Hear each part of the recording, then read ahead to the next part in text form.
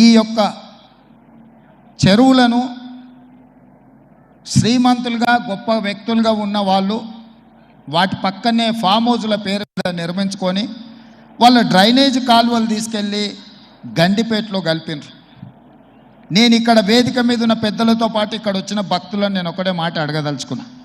ఇవాళ వాళ్ళ విలాసవంతమైన జీవితం కోసం నిర్మించుకున్న ఫామ్ హౌజులలో నుంచి వచ్చే డ్రైనేజ్ గండిపేటలో హిమాయత్ సాగర్ తాగునీటిలో కలిపితే ఆ నీళ్ళు హైదరాబాదు నగరానికి తాగడానికి సరఫరా చేస్తుంటే వాళ్ళు నిర్మించిన అక్రమ నిర్మాణాలను వదిలేస్తే ఇక నేను ప్రజాప్రతినిధిగా విఫలమైనట్ట కాదా మీరు ఒక్కసారి ఆలోచన చేయండి.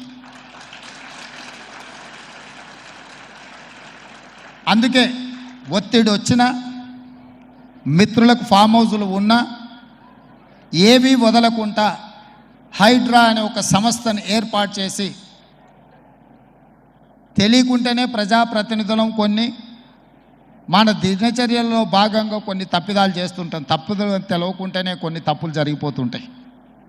మరి ఆ ఖాతాను సవరించుకోవడానికి, ఆ బ్యాలెన్స్ షీట్ను సవరించుకోవడానికి తెలిసి కొన్ని మంచి పనులు చేయాలని నేను ప్రగాఢంగా విశ్వసిస్తున్నా, నమ్ముతున్నా. ఆ తెలిసి చెయ్యాలనుకుంటున్న మంచి పనులో భాగము ఈ చెరువులను చెరబట్టిన వాళ్ళ నుంచి విముక్తి కలిగించాలన్న ఏకైక లక్ష్యంతోనే ఈరోజు చెరువులను ఆక్రమించుకున్న వాళ్ళను ఎవరిని వదలకుండా ఉక్కు పాదంతో అణిచివేయాలన్న ఆలోచన, అందులో నిర్మాణాలను ఏ ఒత్తిడి వచ్చినా వెనక్కి తక్కకుండా తొలగించాలన్న ఆలోచనతోనే ఈరోజు ఈ చెరువులలో ఉన్న అక్రమ కట్టడాలను కూలగొడుతున్నాము.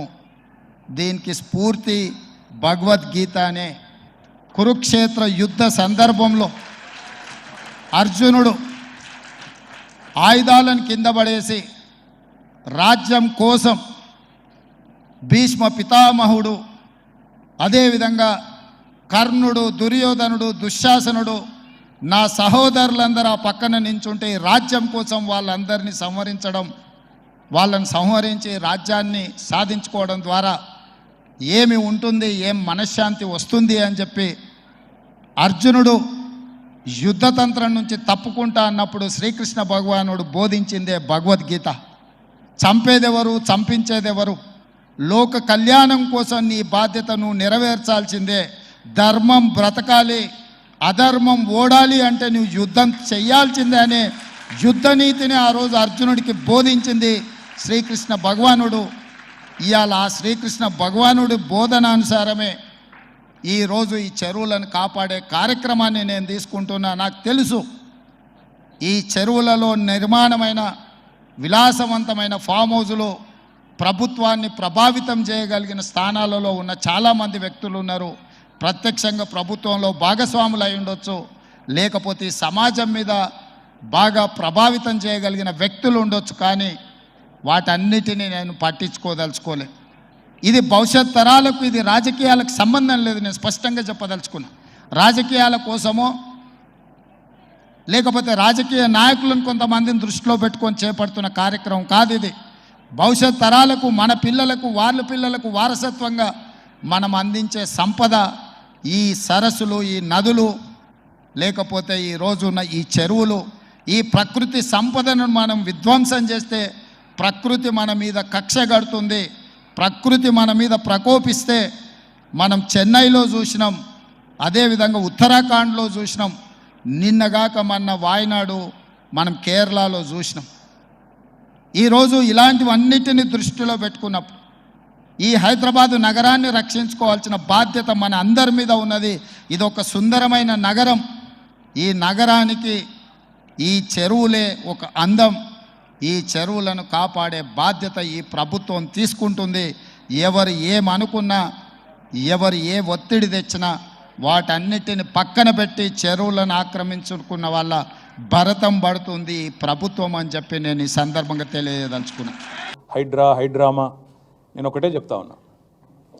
నాకంటూ పాపం కొంతమంది మీడియా మిత్రులకు కూడా తెలియదు. మీరు కొండలరెడ్డి మాయలో, రేవంత్ రెడ్డి మాయలో ఉన్నారు కొంతమంది. మీకు నేను చెప్తా ఉన్నా, వాళ్ళు ఎవరో మీరే అనుకోండి, నేను చెప్పాల్సిన అవసరం లేదు. ఈ మాయలో ఉన్న వాళ్ళు ఎవరైతే ఉన్నారో నాకంటూ ఏ ఫామ్ హౌజు లేదు, స్పష్టంగా చెప్తా ఉన్నా. నా మిత్రుడు ఒక ఆయనకి ఫామ్ హౌస్ ఉంటే నేను లీజ్ మీద తీసుకున్నమాట వాస్తవం. ఒక 7-8 ఏళ్ళ నుంచి లీజ్ మీద ఉన్నమాట వాస్తవం.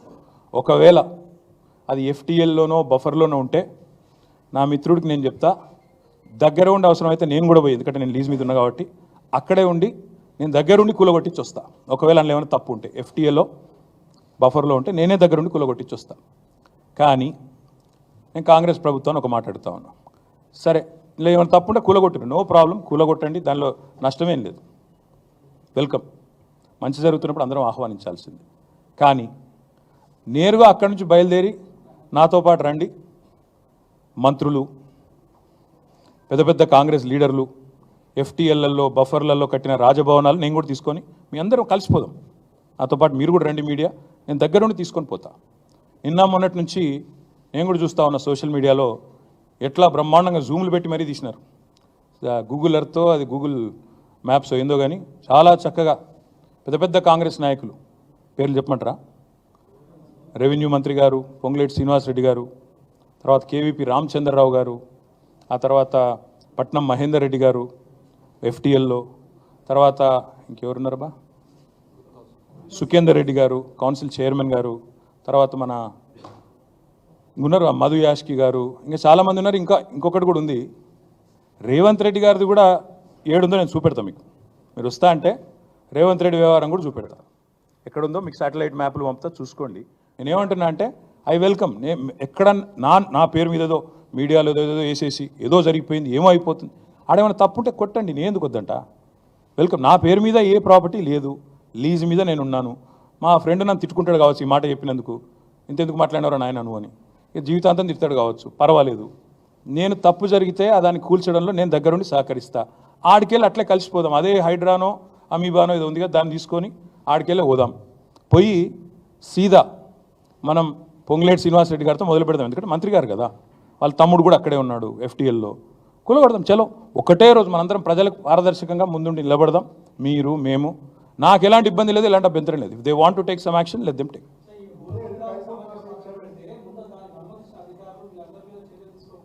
ప్రభుత్వంలో నేను లేను రాజు, సో మీరు పని చేయండి, అడగాల్సిన ప్రశ్న మీరు వేరేదికి పెట్టాల్సింది నా మీద పెడుతున్నారు, మీరు అటు పెట్టండి. వాళ్ళు ఎవరి మీద యాక్షన్ తీసుకుంటారంటే నాకు అభ్యంతరం లేదు బ్రదర్, అధికారుల మీద తీసుకోమను, ఎవరెవరి మీద తీసుకోమను, నాకేం అభ్యంతరం లేదు.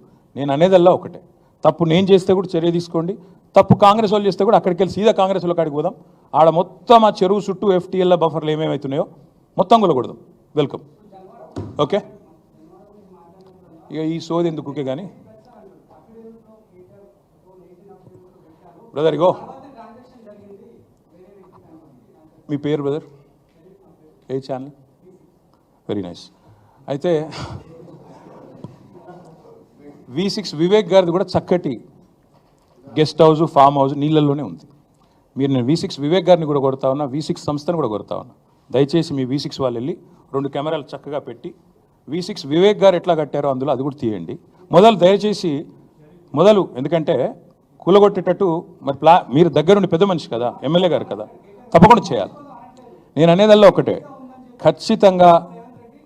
సరే రేవంత్ రెడ్డి నువ్వు కాదు కదా, నీకు ఎందుకు టెన్షన్, కానీ నేను అనేదల్లా ఓకే థ్యాంక్ యూ, అంత ఆవేశపడకు. ఇంక కూలగొట్టట్లేదు వివేక్ గది ఎట్లా కాపాడుకుంటాడు. కానీ నేను అనేదల్లా ఏంటంటే, నా అఫిడవిట్ ఏదైతే ఉందో ఇట్స్ పబ్లిక్ డాక్యుమెంట్. అఫిడవిట్లో ఏముందో ఆల్రెడీ పెట్టాను, నాకు దాచుకున్నదేమీ లేదు, అఫిడవిట్లు ఉన్నాయి, చూసుకోండి. మీరు V6లు ఇంకా ఉన్నాయి కదా, చూసుకోండి. కానీ ఇవాళ సబ్జెక్టు నేను చెప్పిందేమో రేవంత్ రెడ్డి మోసము, కొడంగల్లు, బొమ్మరాజ్పేట, దౌలతాబాదు, అదేవిధంగా కోస్గిలో జరిగిన మోసము, రుణమాఫీలో ఆయన చేస్తున్న దగ. మీకు అది ఇంట్రెస్ట్ ఉన్నట్టు లేదు. నేను అందుకే చెప్తున్నా, తప్పు ఎవరు చేసినా చర్య తీసుకోండి. Let us start with ministers, let us go. Okay, thank you. నేను చెప్పినా తర్వాత మీ ఇష్టం.